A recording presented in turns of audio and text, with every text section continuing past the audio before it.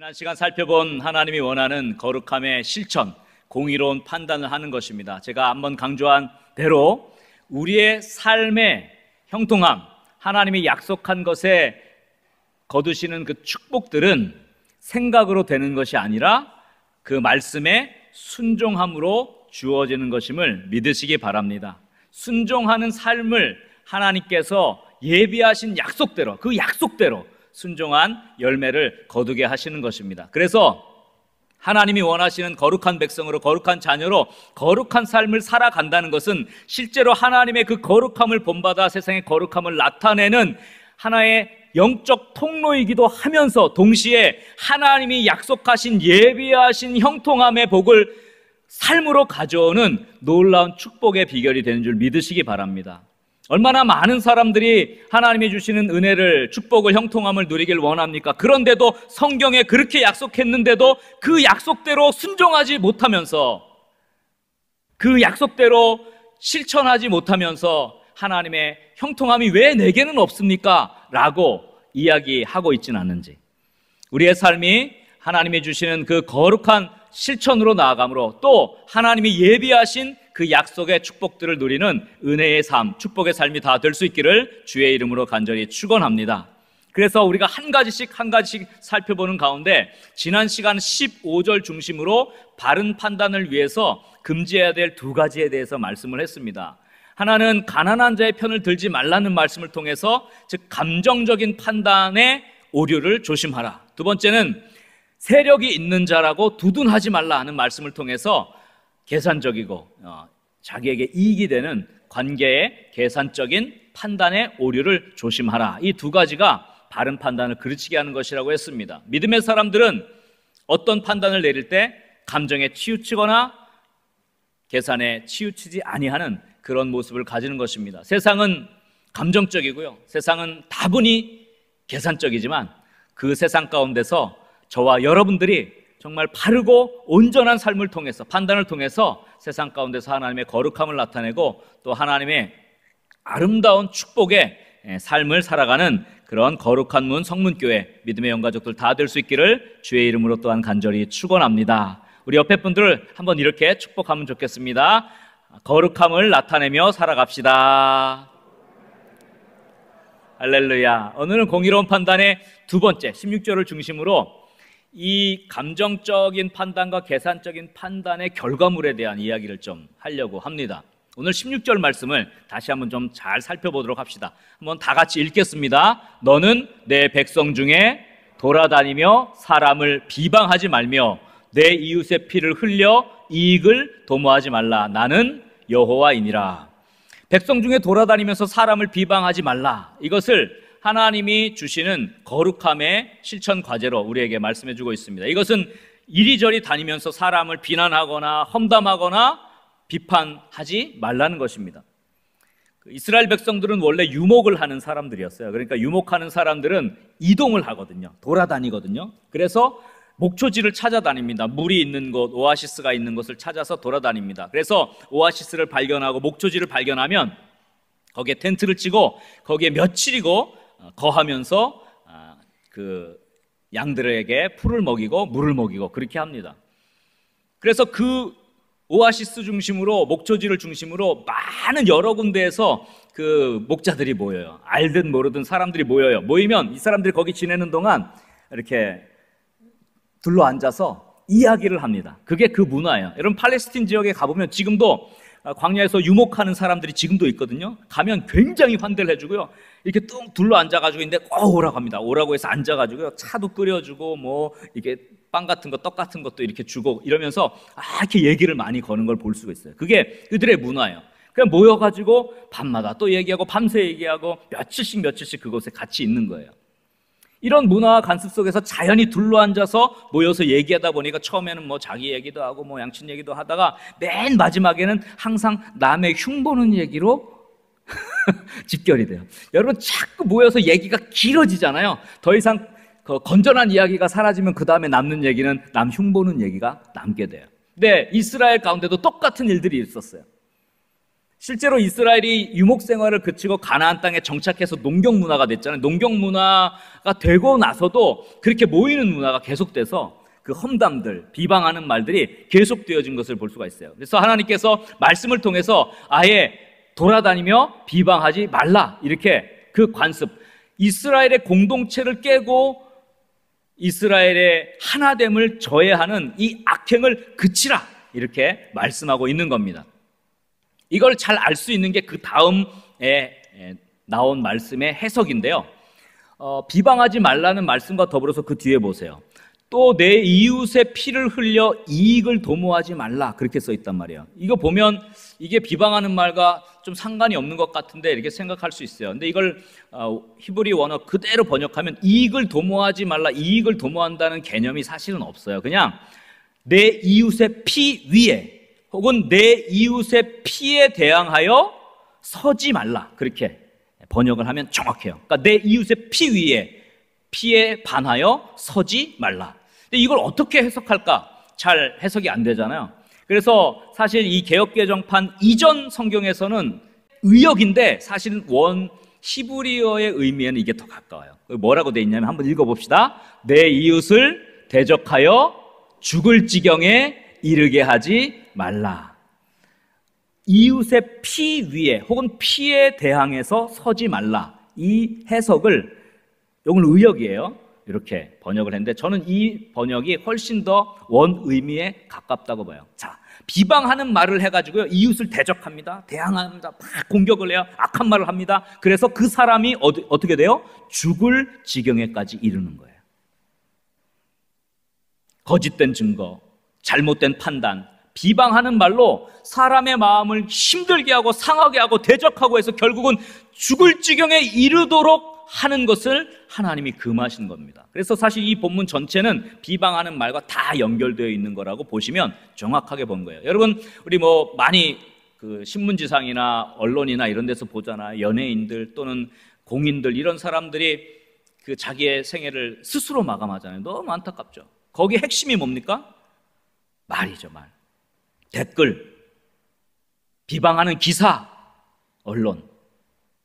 그래서 그 사람들이 그걸 견디지 못하고 어디요? 죽을 지경에까지 이르게 됩니다. 내 이웃을 대적하여 죽을 지경에 이르게 하지 말라. 오늘 본문에는 내 이웃의 피를 흘려 이익을 도모하지 말라. 이 말씀의 현대판 의미죠.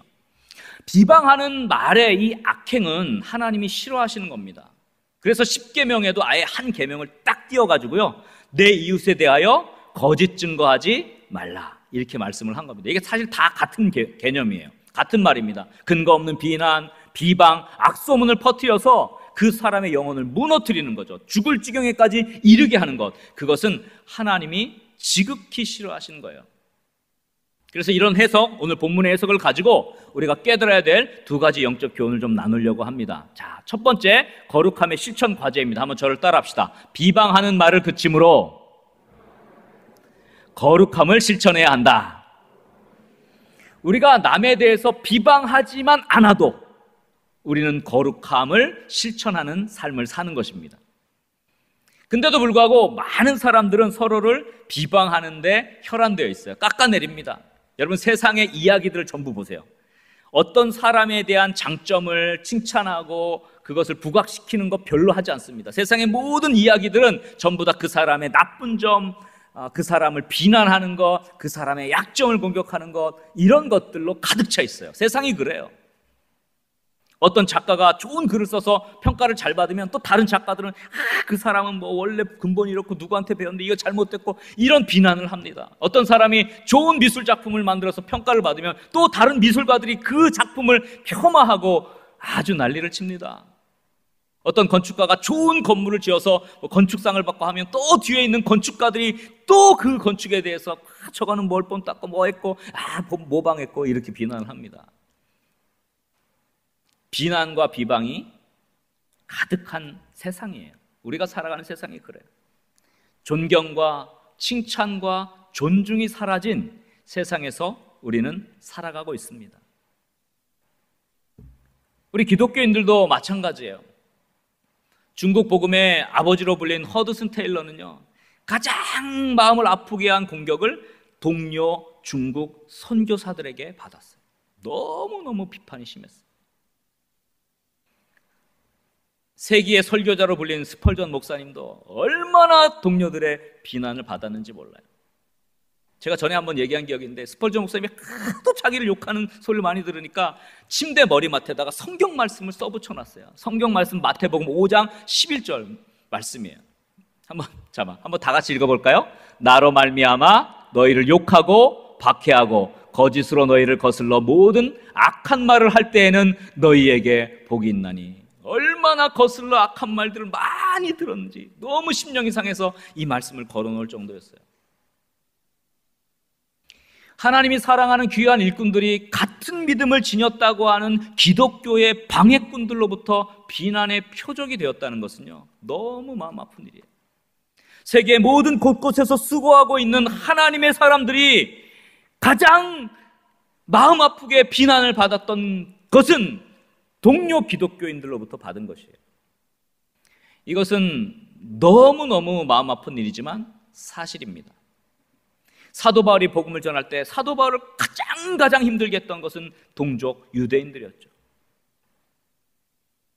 그런데 이런 비방하는 말들은 다분히 감정적이고 계산적인 판단에 의한 겁니다. 그래서 감정이 들어가고 어떤 이익관계, 친분관계 이런 그 계산이 들어가면 그 판단의 오류는 반드시 비방하는 말로 나타나게 되어 있습니다.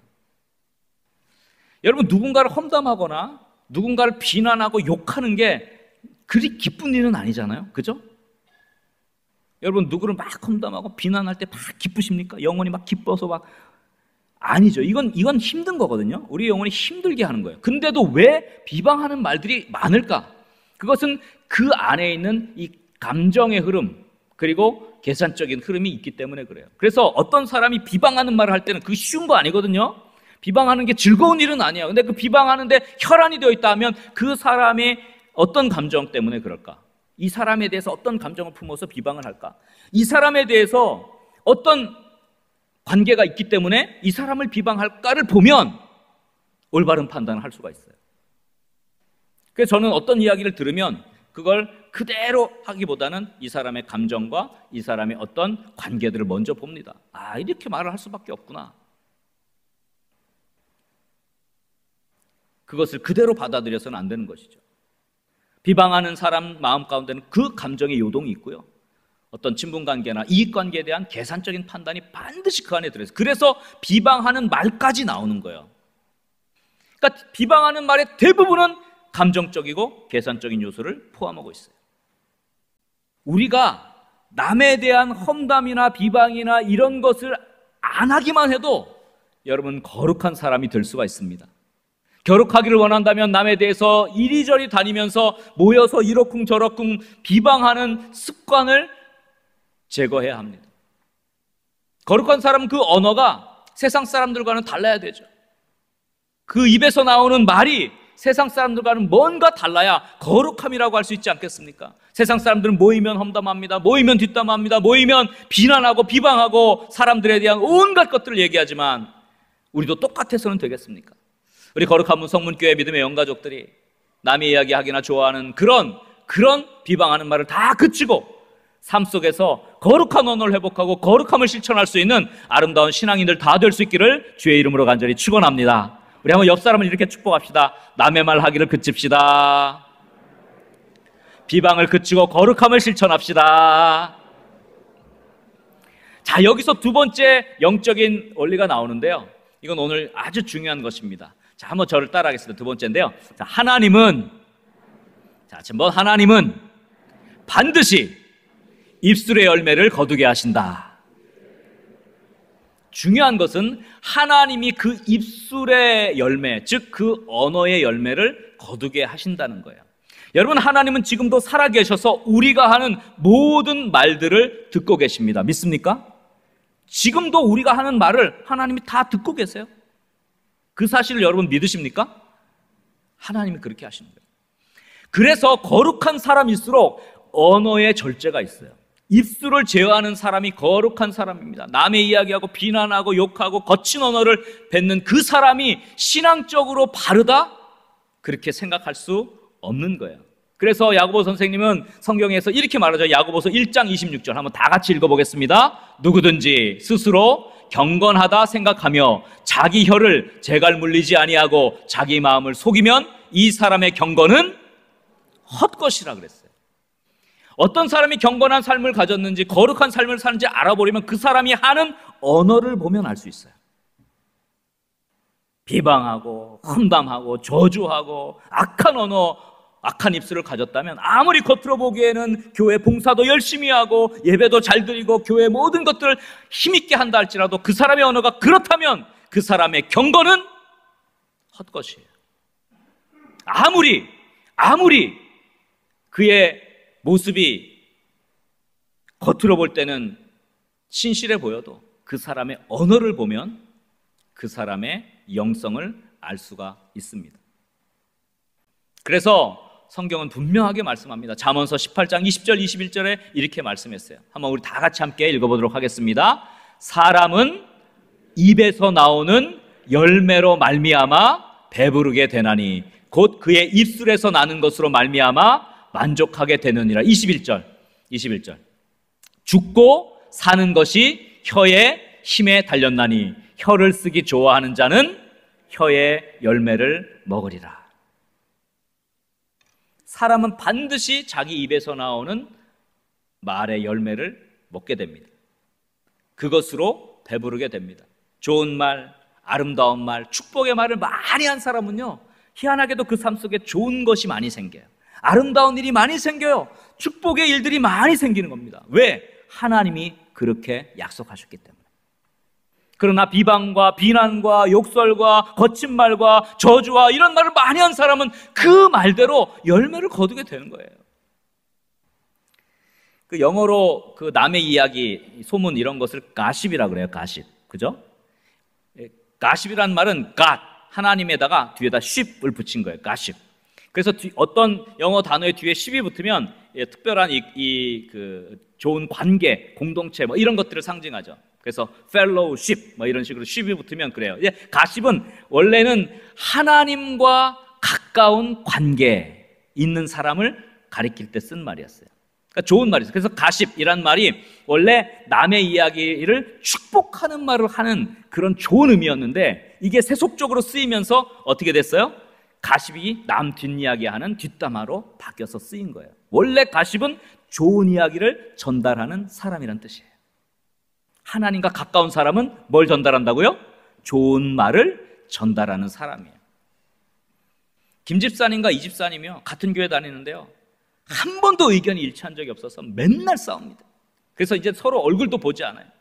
이쪽에 앉고 저쪽에 앉아요. 근데 그분들을 모습을 보고 박 집사님이 좀 어떻게 하나님의 사명을 감당하는 중직자들인데 함께하면 좋겠다 이렇게 생각을 해가지고요, 어느 날 이제 김 집사님한테 이제 만나서 이런저런 얘기를 하게 됐어요. 이 집사님 어떻게 생각하세요? 그랬더니 그 김 집사님이 그 사람은요 아주 성격이 고약하고 괴팍한 사람이에요. 그래서 막 비난을 하는 거예요. 뭐 하다가 그래도 그 집사님에게 좀 뭐 좋은 부분도 있지 않겠어요? 글쎄요, 그래도 가족들에게는 자상한 것 같더라고요. 이런 말을 했어요. 그렇죠. 이 집사님은 가족들에게 참 자상한 면이 있는 것 같아요. 그 다음날에 박 집사님이 이제 이 집사님을 만나게 됐어요. 얘기하다가 김 집사님이 그러는데 이 집사님이 가족들한테 그렇게 자상하다면서요? 이렇게 한 거예요. 그러니까 그 집사님이 나한테 그렇게 얘기를 해요? 그렇죠. 그럼 어떻게 생각하세요? 그 집사님은요 아주 무례한 사람이에요. 아주 예의가 없어요. 괴팍해져. 그래도 뭐 좋은 것이 있지 않을까요? 그래도 그 사람 사업할 때는 정직하게 하는 것 같더라고요. 그렇죠. 정직하게 하죠. 그래서 그 다음날 박 집사님이 이제 집사님을 만나서 이 집사님이 그러는데 김 집사님은 그렇게 사업에 정직하게 한다고 그렇게 칭찬하시더라고요. 그 사람이요? 좋은 것도 있고 나쁜 것도 있어요. 성질이 고약하고 괴팍해요는 싹 빼고 좋은 거, 가족한테 참 자상해요만 전달한 거예요. 또 이쪽에는 아주 무례한 사람이에요, 요건 빼고 사업을 정직하게 하는 것 같아요만 전달한, 이게 가십이에요.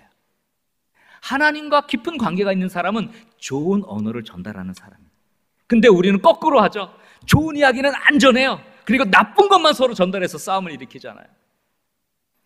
이렇게 하고 났더니 그 다음 주일날 왔는데 처음으로 이 집사님과 김 집사님이 눈인사를 한 거예요. 이렇게.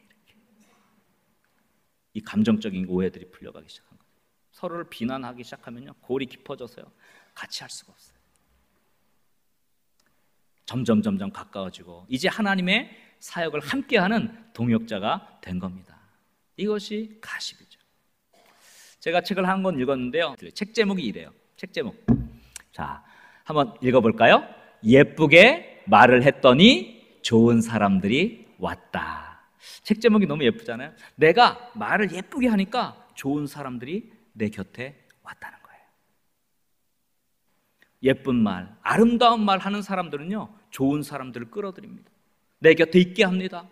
그래서 관계 속에서, 일 속에서 좋은 결과들을 거두는 것이 사실 이 말의 힘인 거예요. 그래서 가만히 살펴보면요, 제가 축복받은 사람들, 하나님의 은혜를 주신 사람들을 보면 말이 예쁜 사람들이더라고요. 보니까 말이 예쁘고 그렇게 아름다운 말을 하는 사람들이 하나님의 축복을 받아요. 왜? 성경이 그렇게 말했기 때문에 그래요. 이게 영적인 원리예요. 하나님이 그 입술의 열매로 배부르게 하시겠다고, 혀의 열매로 먹게 될 것이라고 약속했기 때문에 이건 당연한 거예요. 그러니까 주변을 살펴보면 그런 사람들이 축복을 받아요. 왜 저 사람 잘 될까 보면 말이 참 예뻐요. 그 사람에게서 상처받는 일이 별로 없어요. 그런데 주변을 살펴보면 막 말이 거친 사람들이 있어요. 욕하는 사람들, 비난하는 사람들, 그냥 만났다 하면 막 험담하는 사람들이 있어요. 대부분이 거친 인생을 사는 걸 볼 수 있어요. 언어는 삶을 대변합니다. 물론 거친 삶 때문에 그 사람이 거친 언어를 가졌다고도 볼 수 있지만, 그러나 여러분, 거친 환경 속에서도 언어를 예쁘게 가지면 그 거친 삶이 아름답고 고귀한 삶으로 변화되는 줄 믿으시기 바랍니다. 저는 그걸 믿어요.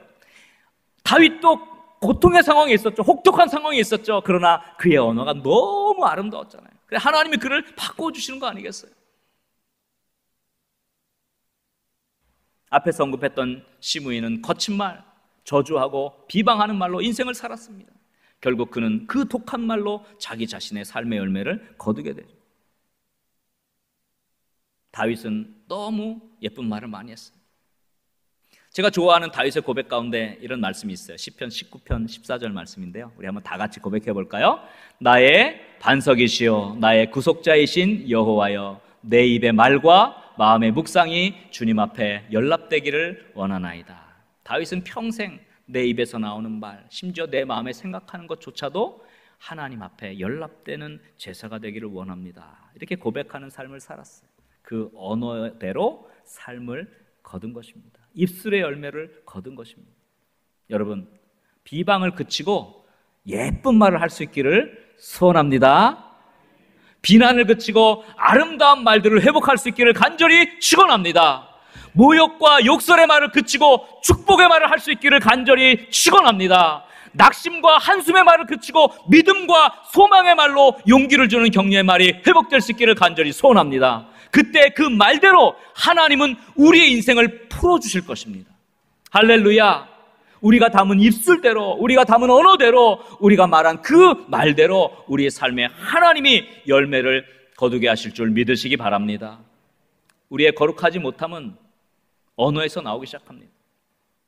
비방하고 험담하고 근거 없는 소문 터뜨리고 근거 없는 이야기를 통해서 사람을 죽을 지경에까지 몰아가기도 합니다. 세상은 그럴지 몰라도 우리는 달라야죠. 세상은 모두 그런 사람들로 가득 차 있다 할지라도 그 가운데서 빛을 발하는 거룩한 존재로, 그 언어로 빛을 발하는 거룩한 성문교회 믿음의 영가족들 다 될 수 있기를 간절히 소원합니다. 다 낙심하게 하는 말이 가득한 세상 속에서 소망을 주고 용기를 주는 말을 하는 사람이 너무 귀한 거예요. 그런 사람이 복된 사람이죠. 그 사람의 삶도 하나님께서 그렇게 말대로 거두게 해 주실 것입니다. 저와 여러분들의 언어가 그런 축복의 언어로 회복될 수 있기를 주의 이름으로 간절히 축원합니다.